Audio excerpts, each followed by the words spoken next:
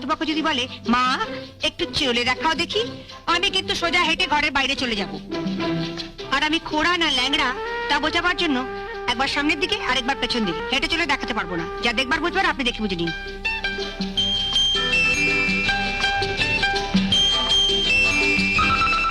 বুঝলেন তো?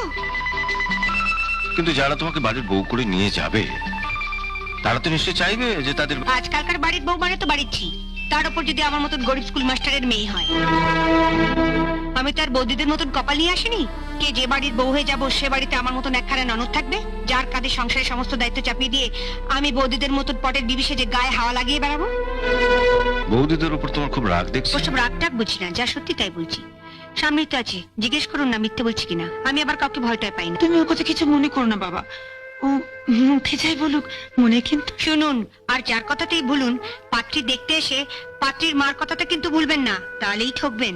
মিনু, প্রত্যেক মাই কিন্তু মেয়েকে বিয়ে দেওয়ার আগে পাত্রপক্ষকেই একই ধরনের কথা বলে। ওই যে বড় বৌদি বিয়ের আগে মা বাবার সঙ্গে আমিও বড় বৌদিকে দেখতে গেছিলাম। তখন বড় বৌদির মা বললে আমার মেয়ে খুব শান্ত, সাত চড়ে নাকি মুখ থেকে রা বেরোয় না। অথচ এ বাড়িতে আসার পরে বৌদির চিৎকারে এপাড়ার যত কাকপক্ষীগুলো সব এপাড়া ছেড়ে দিয়ে ওই বামুন পাড়ার বটগাছাতে পাশা বেঁধেছে। শুনুকে বলেছে এটাই আমি। বলুন মা, কি হচ্ছে কি? কি হচ্ছে মানে? আমি চুপ করে থাকবো? একটা ভালো লোকের সামনে বলে কিনা আমাকে? আচ্ছা তুমি বাকি দুটো জগন্নাথের মতো দাঁড়িয়ে আছো। চুপ করো, চুপ করো। বলে কিনা আমি যাই না না। নিন এবার কানে হাত চাপা দিয়ে মিলিয়ে দেখুন সেদিন বড় বৌদির মা কতখানি সত্যি বলেছিল। আচ্ছা, আমি তো তোমায় দেখতে এসেছি, তোমার তো উচিত ছিল ভবিষ্যতের কথা ভেবে চুপচাপ থেকে আমার কথার উত্তরগুলো ধীরে সুস্থে দেওয়া। না বাবা, আমি যা আমি তাই। এটা আবার বিয়ে হবে না হয় না হবে। আমার বিধিলিপিতে যদি লেখা থাকে আজীবন এ বাড়িতে দাসীবৃত্তি করে আমার পেট চালাতে হবে, তাহলে আপনি কেন? ভগবানের বাবা এলেও আমার পারতে যাবে বিধিলিপি মানো না মেনে উপায় কি? এই ধরুন না, আপনি আমাদের বাড়িতে থাকতেন, আমার দাদাদের সঙ্গেই পড়তেন, আমার বাবাই আপনাদের চারজনকে পড়িয়েছেন। কিন্তু আজ আপনি কোথায় আর আমার দাদারা কোথায়? আপনার বিধিলিপিতে ছিল আপনি বড় হবেন, হয়েছেন। আর আমার দাদাদের বিধিলিপিতে ছিল কেরানি হবে আর যে যার বইয়ের আঁচলের তলা থাকবে। মা, মিনু কিন্তু অত্যন্ত বাড়াবাড়ি করছে। তার চেয়ে বলো না মিনু অপ্রিয় সত্য কথা বলছে। না না, বলছি তার একটা কারণ আছে। আমি যে বাড়ির বউ হয়ে যাব তাদেরও তো এ বাড়ির লোকগুলো চরিত্র জানা দরকার। কি ঠিক বলছি না? বৌমা, তোমাদের মধ্যে কেউ যদি একটু চা করে নিয়ে আসে।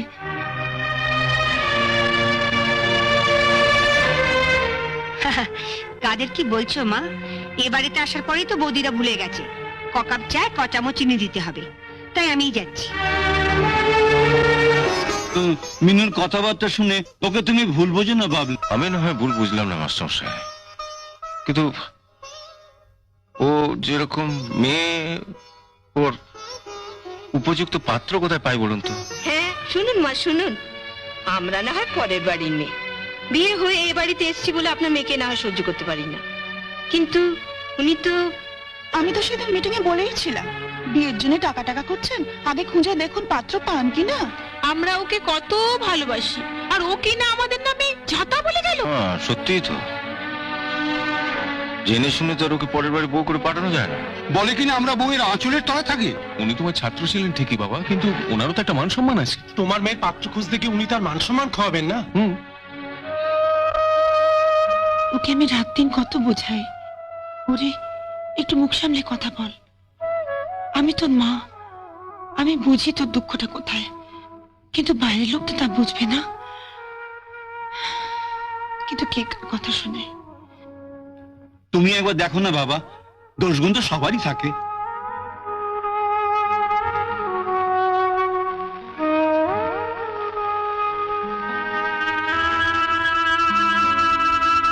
না মাস্টারমশাই, আমার চেনাশোনা তেমন কেউ নেই যাদের বাড়িতে ভরসা করে ওকে বউ করে পাঠানো যায়।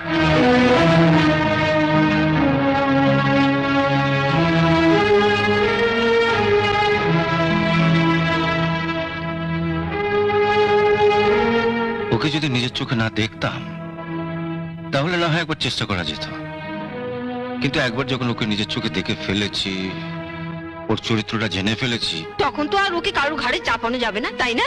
হ্যাঁ ঠিকই বলেছে। অন্য কারো ঘাড়ে চাপানো যাবে না। তাহলে কি ওকে যখন নিজের চোখে দেখে ফেলেছি, তখন অন্য কোনো বাড়িতে বউ করে ওকে পাঠানো যাবে না। আপনারা এখানে সবাই আছেন, আপনাদের যদি আপত্তি না থাকে, ওকে আমি আমার বউ করে আমার বাড়িতে নিয়ে যেতে চাই। আরে এ কি করছো? ছাড়ো ছাড়ো ছাড়ো ছাড়ো, হাত কেটে যাবে। ছাড়ো ছাড়ো ছাড়ো, আমি তুলছি। আরে না না, আরে আমাকে যাও তুলতে দাও। বলছি আমি তুলছি, তোমাকে তুলতে। আরে কে বলছে? আমাকে এক টুকরো দাও। না। ইস, শাড়িতে কিরকম চায় দাগ লেগে গেছে। আমি আলমারি থেকে একটা নতুন শাড়ি এনে দিই মিনু, তুমি এই শাড়িটা বদলে ফেলো। উনি দেখলে খুব খুশি হবেন। ওকে শাড়ি পাল্টাতে দেখে আমি যতটা না খুশি হব, তার চেয়ে অনেক বেশি খুশি হয়েছে মুহূর্তের মধ্যে আপনাদের সকলকার চরিত্র পাল্টে যেতে দেখে।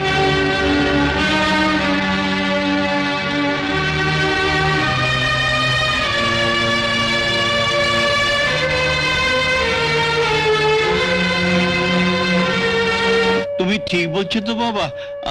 আমার জন্য কেমন বিশ্বাস হচ্ছে না। আমারও বিশ্বাস হচ্ছে না, একটা সাধারণ গ্রাম্য মেয়ের মধ্যে এমন অসাধারণত্ব কেমন করে লুকিয়ে থাকে। আপনি আমাকে একটা পাথর দেখাবেন বলে এনেছেন,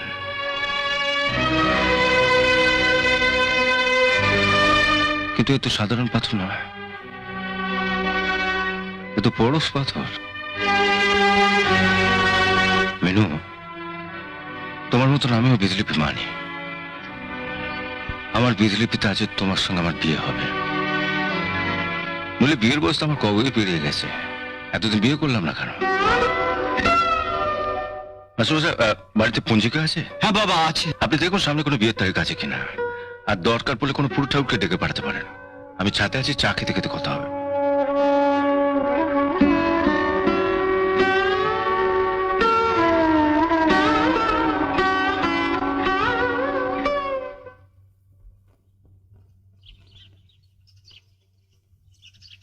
আসুন আসুন আসুন।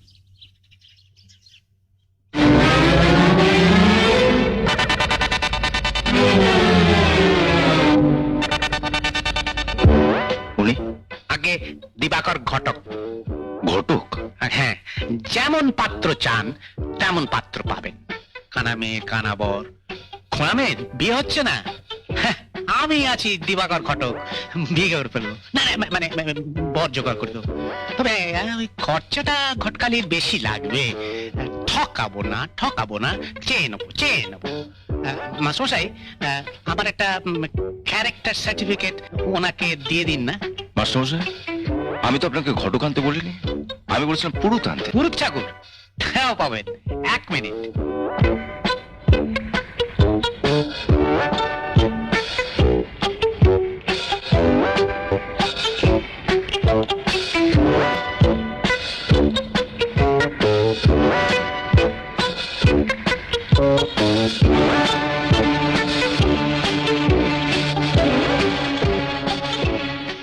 যা দেবী সর্বভূতেষু মাতৃরূপেণ সংস্থিতা নমস্তস্যৈ নমো নমঃ। এটা হচ্ছে গিয়ে পুজোর মন্ত্র। তার যদিদং হৃদয়ং মম তদিদং হৃদয়ং তব, এটা হচ্ছে গিয়ে বিয়ের মন্ত্র। আর আপনি 3 in 1, মানে 1-এর মধ্যে 3। মানে একটি মেয়ের বিয়ে দিতে গেলে তো 3 জন লোকের প্রয়োজন, সেই 3 জনের কাজ আমি একাই করে দেবো। আর আমি হচ্ছে গিয়ে পুরোহিত কাম ঘটক কাম জমি বাড়ির দালাল। বিয়ের সঙ্গে ঘটক আর পুরোহিতের না হয় সম্পর্ক আছে, কিন্তু জমি বাড়ির দালালের কি সম্পর্ক? আছে, একটু তলিয়ে দেখুন, আছে। গ্রামের মেয়েদের বাবা মায়ের যে কি অবস্থা আপনি তা জানেন না। আর যে বাবা মায়ের এরকম 3-3টে কুলাঙ্গার ছেলে রয়েছে, বোনের বিয়ে আর এই 3 কুলাঙ্গার নিজেদের গা বাঁচিয়ে রয়েছে। কিন্তু আমাকে তো মাস্টারমশাইয়ের সম্মান রক্ষা করতে হবে।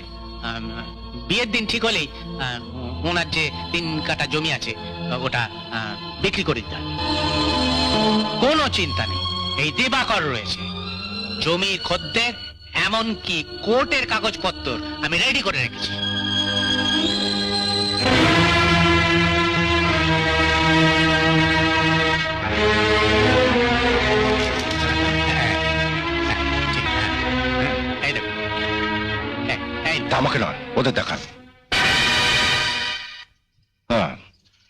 এ মাসে বিয়ের কি তারিখ আছে? এ মাসে তো বিয়ের তারিখ লাইন দিয়ে আছে, এই ধরুন গিয়ে 7, 9, 22, 29 না, না। আর 7 মানে তো শুক্রবার। কে হলো গিয়ে আপনাকে আর হিসেব করতে হবে না, ওই শুক্রবারই আমি মিনুকে বিয়ে করব। শুক্রবার মানে হাতে তো মাত্র 7 দিন সময়। আপনি ভাববেন না মাস্টার সাহেব, জমি খদ্দে আমার একেবারে ঠিক করা আছে।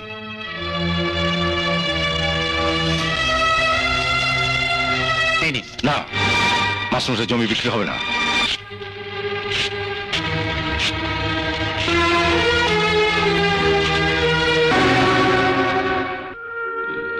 তুমি ওটা